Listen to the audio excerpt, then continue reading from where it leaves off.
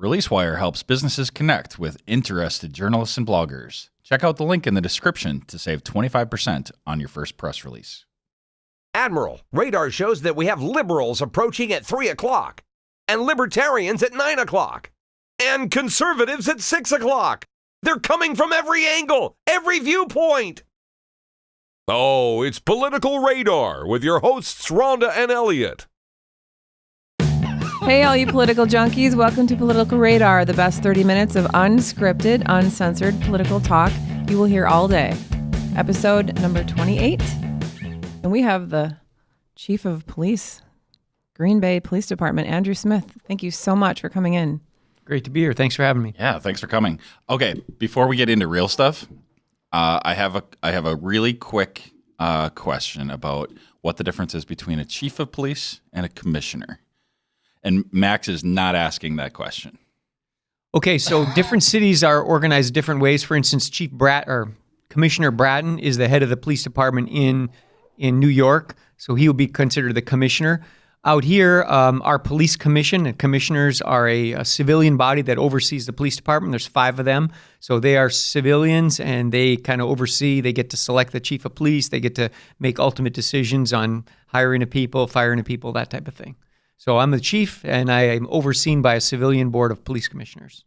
Okay, see, that's awesome. All right, we're done. Okay, thanks. Great being here. So you've been here for how long? How long have you been in Green Bay? I came here February 1st to be chief. I got sworn in February 1st, so I've been here just a little over 6 months. And how did you adapt to the cold?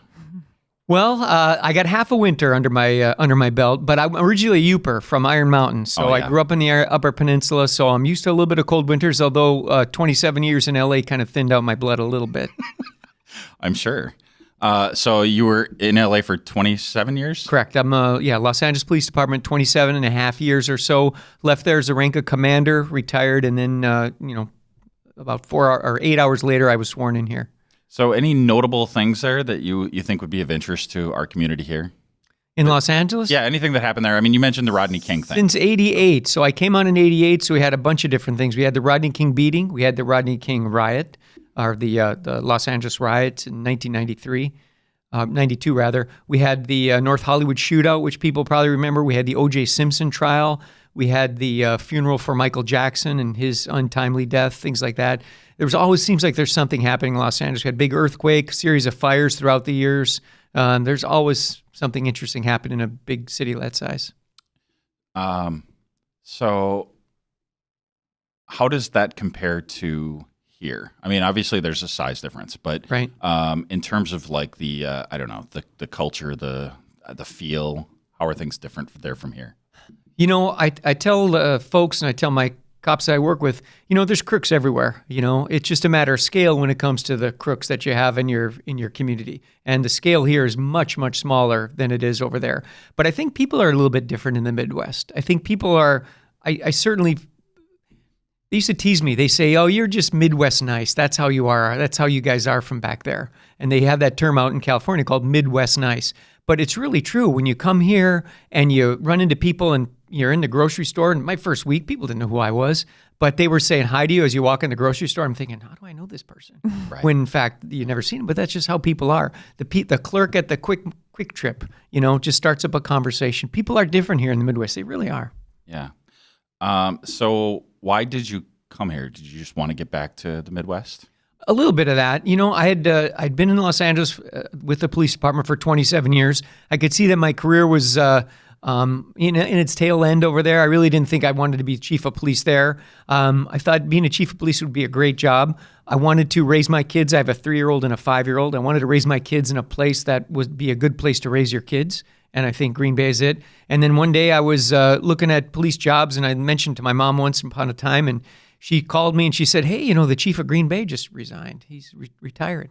And I thought, geez, this would be perfect. I ran it by my wife, and we debated it back and forth for a couple of weeks as to what would be the perfect job. And she said, I would way rather go to Green Bay and live there and raise our kids there than stay here in Redondo Beach where I was living. And so a lot of people are actually saying that Green Bay has changed a lot. And I'm assuming that you would agree with that statement. Absolutely. Some people believe it's changed for the better. Some people believe it's changed for the worse, which is kind of leading us to why we want to talk about cultural change, dynamics of what's happening with police and Black Lives Matter. And, we're really interested in knowing what the Green Bay Police Department is doing to bridge that gap of what's happening out there. Well, just like the rest of the country's changing in terms of demographics, I had a front row seat on the change in demographics for the past 20-some years. We were watching whole neighborhoods have a complete change in Los Angeles. Neighborhoods that had formerly been Caucasian suddenly, became in the 60s and 70s, became mostly African American. And in the 80s, 90s, and 2000s became mostly Central American or Mexican. Many neighborhoods became suddenly that were, white bastions, I guess you could call them, suddenly became very Asian.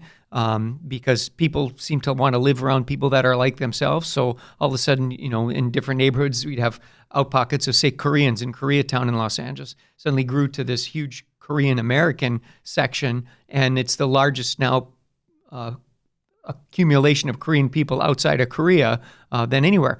In being a little kid coming to Green Bay in the early 70s, I can remember coming down here. You wouldn't see an African-American person. If you did, maybe in the airport, it was one of the Packer players that was coming off the plane to play some football or something.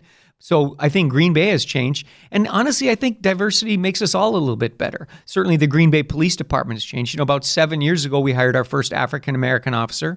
Since then, we've hired 2 more. And right now we have a 4th one who's in the academy, going through the academy. So as the city's changing, the department's changing. As the city changes in demographics, I think it's important for the department at all levels to match the demographics of the city that we serve. And what is Green Bay Police Department doing to, the perception of what's happening with police versus the reality of what's happening with police and, communities like you just referenced? So what are you doing? Are you actively doing anything? Do you have programs? Is there anything you're doing to, I guess, get the community to really come together and not fear the police? Because people are, the conversation is fear the police. What are you doing to make that actually not be the reality? Well, first of all, we're doing everything I can think of, and I'm open to suggestions. If somebody has any other ideas that we haven't thought of that we're not doing, I'm wide open for those ideas. But let me tell you what breaks a guy like mine heart when I walk into the Boys and Girls Club.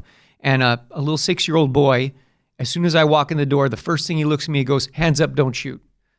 I'm thinking, oh man, we got a lot of work to do. If we got 6-year-old kids that say that when I walk into the Boys and Girls Club, not to arrest somebody, but to go play foosball with the kids or to give out football cards, Packer cards to the kids. And the first thing out of the first kid's mouth is hands up, don't shoot. Then I think we got a lot of work to do here in our city. But we are doing a lot. First of all, as I mentioned, we're hiring people so that we match the demographics of the city. We've got a Mexican-born young man that's in the academy right now as well. We have Hispanic officers that we're hiring. We're actively outreaching for more Hmong officers because we have one Hmong officer, we have a Hmong civilian, but we really don't have the demographics to match the city as that population grows here. We do everything we can to outreach to the community. And I recently saw a study which I shared at the last Community Advisory Board meeting over at the Divine Temple. And that study said there's a couple of things police departments can do to reduce the fear of crime and to reduce people's fear of the police. One of those is building substations, which we already have. But the other 2 are having open community forums like we did last Thursday. And the other one is meeting people on a one-to-one basis outside of a police radio call. So every so often, I take my, about every couple weeks, I take all the staff that I have in my office and we go out and we walk footbeats. We pick a neighborhood, we walk around, we just talk to people. We're not out there to make arrests. We're not out there to kick in doors. We're not out there to write tickets on cars or give anybody citations for jaywalking. We're out there just to talk to people, just to get to meet people. How is that received from people that you're running into? What's experience like? You know what? The people are very open. Again, the Midwest Nice I talked about, but people at first, they're a little curious, like, why are all you cops walking around our neighborhood? And when you tell them, well, we're just here to hear what's going on in your neighborhood and we want to find out what your concerns are, then all of a sudden it opens up the floodgates. They start telling us about, oh, my biggest problem is the motorcycles with the loud pipes, or my biggest problem is the neighbor that's painting his cars, in the garage and the fumes come over to my house. Things like that you wouldn't really expect are big neighborhood problems. But we go beyond that. We're really trying to reach out to the youth of our community. We've just started up a new youth coordinator position in our department, whose job is going to be 100% of the time to work on the youth and work on engaging with the youth. We do our Bring Your Own 5 basketball tournament, which we've done for a couple years now with the Divine Temple, which gives us an opportunity to meet young men and kids of a demographic that we generally don't meet in our walks in the neighborhood. And then when we do meet them, it's usually because there's a problem. Can you tell us actually what the Divine Temple is? So if there's anyone out there that doesn't know what that is, could you Sure. talk about that? Pastor L.C. Green is the pastor at the Divine Temple, and it's an African-American church right downtown here in Green Bay. Deacon Terry Cook has been working with us. Sharon Harper is another woman that's deeply involved with the church, but it's a mostly African-American church. And what happened is a couple years ago, during the Black Lives Matter, when that first got started, the church actually called out the police department, said, "You guys aren't doing enough," and did it in a very public manner in the newspaper. "You guys aren't doing enough." And then former Chief Molitor, to his credit, walked up to the church, knocked on the door and said, "Let's work together. What can we do?" Well, what we came up with was a Bring Your Own 5 basketball tournament. Every Saturday during the summer, over at Fisk Park, 1 o'clock, everybody's invited. We have a 5-on-5 basketball tournament. And cops play in it, but it's mostly neighborhood kids. We get a chance to be with them.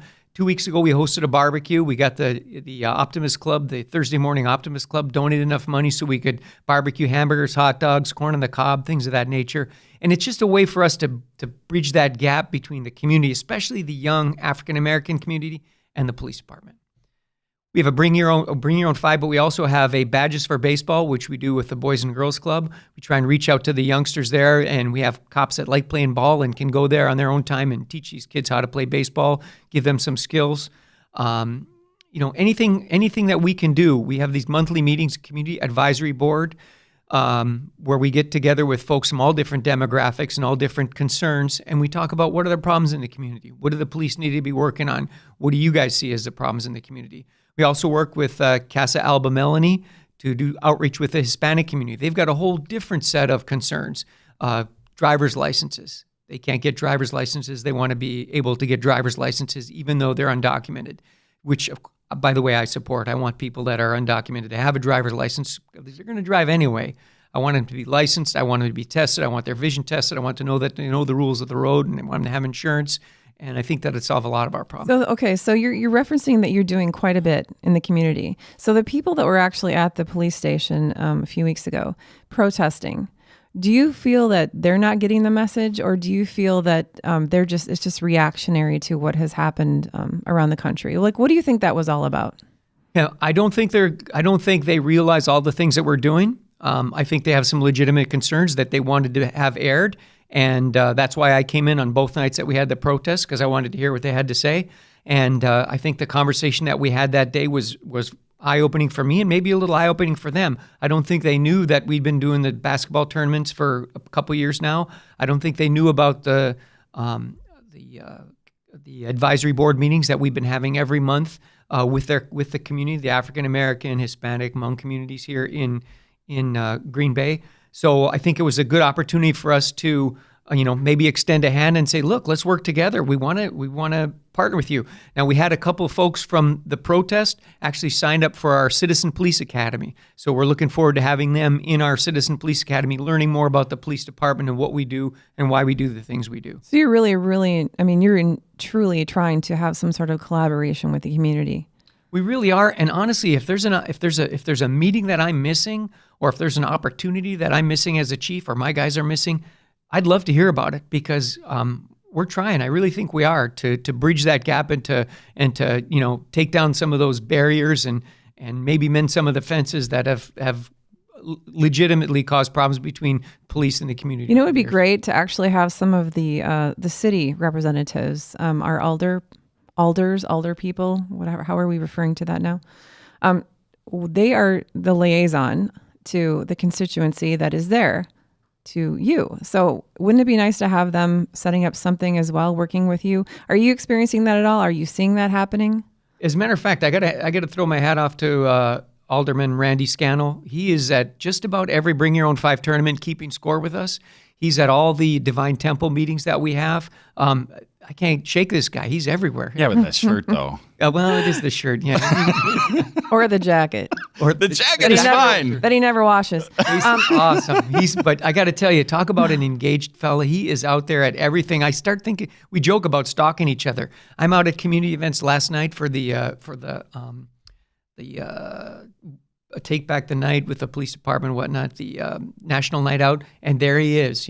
I'm there at a breakfast. He's there. I'm there at a luncheon. He's there. We're at meetings. He's there. This Are you guy's seeing there. anyone else? Is there anyone else out there doing this? Yeah, I see, Councilwoman Dorff comes to a lot of different things. She's engaged. She was on the Police and Fire Commission, and she's always been really engaged. And, it depends where the meeting is, You just See got Tom here in Duane out there? February. Yeah.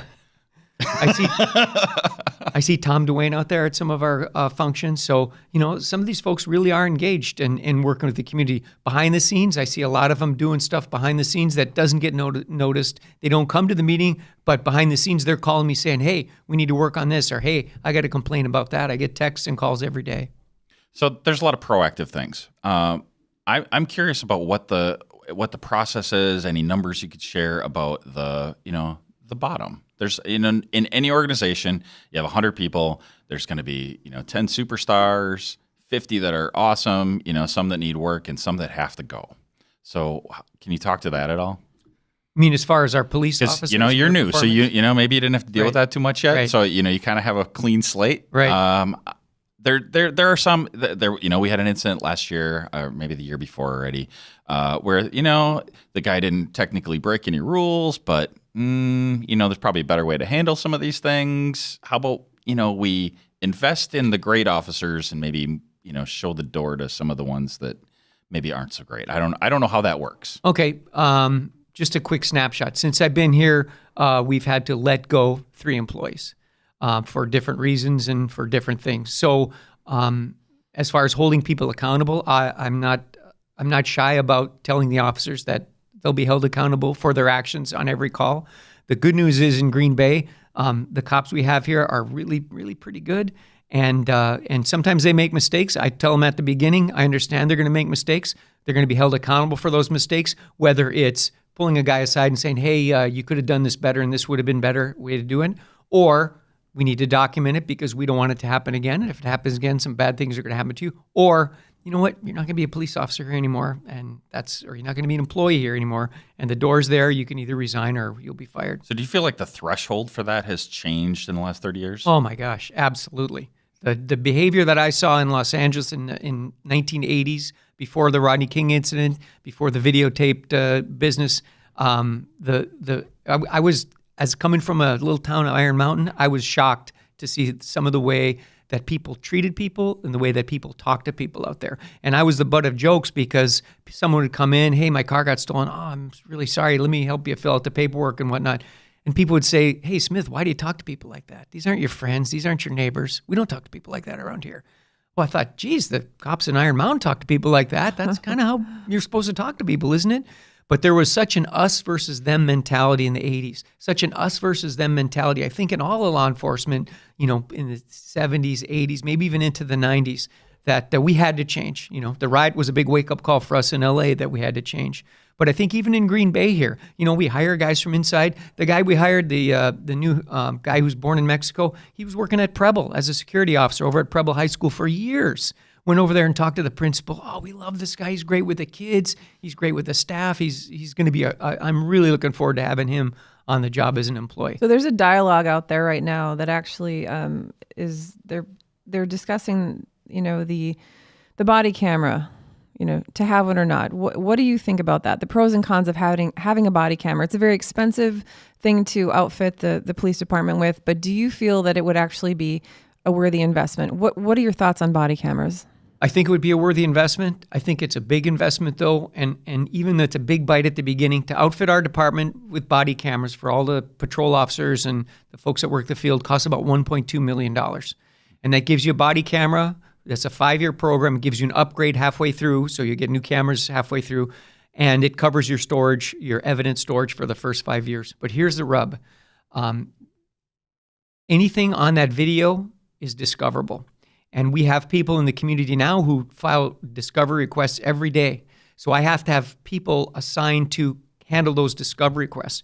Now, using Los Angeles as an example, they estimate it's going to take 133 more officers just to do those discovery requests, just to go through that video and make sure there's not something on that cop's camera that they captured that they shouldn't have, whether it's a juvenile, whether it's something in somebody's house that they don't want people to know about. Because remember, cops get to see people at their worst. We go into houses and we talk to sexual assault victims. We go into houses when people have been beaten. We go into houses with domestic violence, child abuse, all kinds of terrible things that we see that get captured on that body camera. Someone can file a public records request and say, I want all the Green Bay footage from June of 2016. Well, okay, there's 10,000 hours. I have to have somebody go through there and pick out what they can and can't see and redact all this stuff. So one of the things we're waiting is for some clarification from Madison as to what's legally we're required to do. The other thing is we're looking to see how much it's going to cost us in terms of storage and retrieval of that. Maybe we'll be lucky and people won't be interested in that. Or maybe we'll get some folks that say, we really love looking at cop body camera stuff. I'm going to those people are out there. They are. And they're out there here in our community. And so it's kind of a double-edged sword. For us, it's great because it'll tell me exactly what happened there. It'll give me at least a perspective of the incident, but it comes at a pretty high cost, $1.2 million for the outfit and then extra personnel for the... So I don't think people understand that. You're saying that anybody can make a public records request. Correct.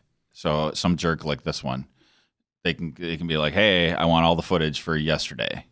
And you have to give it to them. And we have to give it. They could call and say, hey, I want all the department reports, crime reports you took yesterday, which they do, and we do it. I want every time, but we had one where I came from and I worked as part of that unit. Hey, I want every time somebody mentioned my name in an email from your police department, back to the beginning of time. And so we'd have to go through all our old files, and every time you say the name Jane Doe, we'd have to give them that piece of paper, a copy of that, and provide it to them at 10 cents a page. But at least that's them. I mean, I feel like that's. I mean, I'm all about transparency, and I'm all about the ability for citizens to get information. But I'm also a cheapskate, and I would like to not pay for all of that. So I don't know how you make that right. I'll do you one better. One of the reporters from one of the local newspapers said, I want every request that other reporter from the other paper put in for everything. Yeah, I feel like that's unreasonable. And there's sort of a common sense thing, but I don't know how you put that into I don't know how you resolve that. I think, but we're bound by Right. state law, as we are here in Wisconsin, that we have to give that stuff. So anytime somebody mentioned your name, you could call up and say, hey, I want all the times they mentioned his name. 10 cents a sheet? Oof, I don't know if anybody has the budget for that. So does the city of Los Angeles now, the police department, so they have body cameras? We have a pilot program of body cameras, probably a couple hundred out there by now, but they're looking at 7,500 cameras for the whole department, which is a huge investment, close to $30 million. Wait, in Green Bay or Los Angeles? In Los Angeles. In Los Angeles. Ours is going to be about 140 cameras. Okay. So why do you believe that they would be more likely to do that? I mean, because the same problem is going to happen in every city. Yep. Well, LA's had problems all along, and issues all along, issues with transparency, issues with public trust, and rebuilding that after Rodney King and other incidents with the Rampart incident that we've had. So I think they recognize that people pay close attention to that. Second largest media market in the country, so a lot of journalists there, a lot of journalists looking for stories and scoops and trying to get to the bottom of different things. So they recognize that it's a big deal. They think that body cameras are a worthy way of determining, and they make some pretty big payouts too. And $5 million payout on an officer-involved shooting is not unusual in Los Angeles. So people are arguing that that's actually a way to protect the public. What about protecting the officers? Isn't it? I mean, is it a fair thing to say that it's probably the scariest it's ever been to be a police officer? I think so. In terms of the public opinion very quickly turns against a police officer. We saw that here just a couple months ago when one of our officers was involved in a very minor use of force, but it went viral on the internet, and all of a sudden I get a call from the Press Gazette saying, hey, this thing has 80,000 hits. You want to make a comment about it? I'm like, what thing? I hadn't even seen it yet. So it is it's a troubling time to be a police officer, especially in terms of the tax on police officers, in terms of a lot of the public's attitude towards police officers. A lot of people don't know that this really isn't your grandfather's police department. It's not even your uncle's police department. This is a new police department. I think a lot of our young officers are coming on the department for the right reasons. They want to go out there and make a difference, but they recognize that there's boundaries that they have to stay in, and nothing is worth crossing over those boundaries. So I've never had a bad interaction with officers. Even if I get pulled over for something, right? Like everything's good. So I've never had that experience of being tackled to the ground, rightly or wrongly.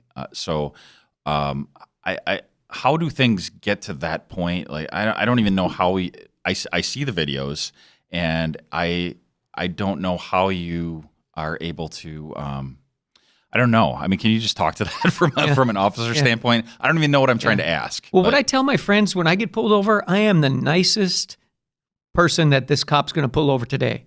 You know what? I didn't know I did something wrong. What can I do? How can I help you? Hands are on the steering wheel. That's how I am, and I am the nicest traffic stop that officer did. I don't get pulled over very often because I know the rules and I pretty much try and stay. But every once in a while, someone will pull me over. Hey, look like you were weaving in your lane. Honestly, that happened. Really? Okay. Weaving in my lane. Sorry. It was late at night. I was coming home from work late. Obviously I hadn't been drinking. But hands are on the wheel. Explain to him that. First thing I do would be when he says, can I see your driver's license? I said, yes, you can, but it's in my bag there, but I'm an off-duty police officer, blah, blah, blah. My gun's in the bag as well. Okay, let me see your ID. All right, question, and then you go. I think sometimes cops come at a situation like that with a little bit of an edge, and sometimes citizens react with a little bit of an edge. And you know what? A lot of times it's younger cops, and a lot of times it's younger citizens. So we see that they both come in with maybe with a little chip on both shoulders. And, if the cop comes in a little too officious and a little too abrasive, and the person responds with a little abrasive, it's your testosterone against my testosterone, and you get that clash or that bad interaction.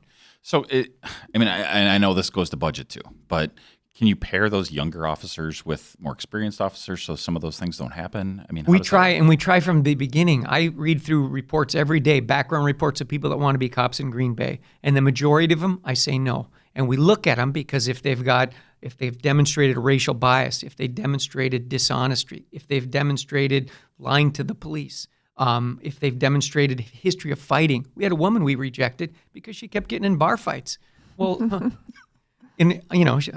before she came on, here's one, there's another one. Wait a minute, what is this person doing getting in bar fights and wanting to become a police officer? We don't need any, MMA folks on the police department, So I reject more than I do. So we start before they come in, we try and weed those out. We look at them in the academy. And if they have issues in the academy or integrity issues, obviously we won't touch them. Then they come on the police department. We pair them up with a senior officer. We handpick these people that are our senior officers, that are field training officers, so that we have the folks that are really squared away, have the right demeanor, want to work hard, treat people right. That's how we want to kind of get these folks oriented to our department. And then they're on probation for a year while they're out working for themselves, so we can keep an eye on them if we have any questions. Sorry it's not working out. We can fire them without giving them cause. And then once they're tenured, though, we obviously continue to keep an eye on them and by supervisors and their captains and whatnot, keep an eye on them. So we try and look at them throughout the entire time. And sometimes it's just pulling a guy aside and saying, hey, you need to handle yourself a little bit better. And some people respond to that. Sometimes it's discipline, and sometimes they're just not cut out to be Green Bay that police. Sounds really great, but is that specific to Green Bay, or is that something that is generally happening around the country? I think it's generally happening around the country. People, can afford to. It's way more expensive to pick a bad cop and have bad experiences with them than it is to weed them out and wait for a good one to come along. Right now, we're running about 4 or 5 people short on our department just because we haven't found the right people. So I keep getting applicants. We have 300 applicants in the hopper now we're working on. I want 5 good ones. I want the 5 best out of those 300. And so I'm willing to wait. I'm willing to go with a few less officers so that we don't get those. Okay. So we're basically out of time. Do you have any closing thoughts you want to share? Well, if anybody... You can take as long as you want, by the way. So, a couple things. If anybody was inspired enough by this podcast to think about a career with the police department here in Green Bay, we are accepting applications for people of good character. You don't have to have a ton of education, but you do have to have demonstrated in your life up to that point that you've got good character. And if you made a mistake in your past at some point, we'll look at that and we'll consider that. I recognize that we do dumb things when we're kids. That's not a mark that's going to keep you out of the police department forever. But we want someone who demonstrates a pattern of being responsible, hardworking, treating people right kind of person. But I tell my friends about living in Green Bay. I died and went to heaven when I got this job because it's been fantastic here. It's a great place to raise our kids. As I mentioned, I live in the city of Green Bay. My kids are going to be going to Green Bay public schools. I'm really looking forward to the next few years here in Green Bay and watching this department grow and watching us make some changes and hopefully keep crime low. So did you get attacked in LA when you wore your Packer gear? It's funny that you should mention that. There are actually Packer bars in LA where it's just they show Packer games every weekend. They're decorated in green and yellow, just like their Dallas bars, of course. I think there are Packer bars in every part of the world. Well, I tell you, when you become the chief of Green Bay, you wouldn't believe how many people want to come visit you during the fall. Hey, I'll be passing through Green Bay. Mind if we come by? Right. Yeah. And I've got a long list of people with requests for tickets. Oh, so I should just not even bother. Well, if the job doesn't come with tickets. Right. Thank you for being here. Oh, it's been terrific. And to your point, Rhonda dealt with getting you on board, but basically the response was you don't have to ask twice. Yeah, I'm happy to come. I'm happy to come back. And if there's an incident that's a concern for you or your listeners in the community that you want to talk about, I'm happy to come back and talk about it. Fantastic. Yeah, Thank you so much. Yeah, thanks a lot for the easy access. Appreciate it. Sure thing. So before we go, we want to thank ReleaseWire for making the show possible. ReleaseWire is a powerful media engagement service connecting businesses to interested journalists and bloggers. ReleaseWire is an effective and affordable way to get the word out about your business. ReleaseWire is offering a special discount to Political Radar fans. Distribute your first on-demand press release with ReleaseWire and save 25%. Visit releasewire.com/politicalradar or click on the link in the description to learn more. ReleaseWire, from release to results. And that's all we got. Thank you very much, and goodbye. Thanks for listening to Political Radar. To ensure that you never miss an episode, subscribe on iTunes or your favorite podcast app.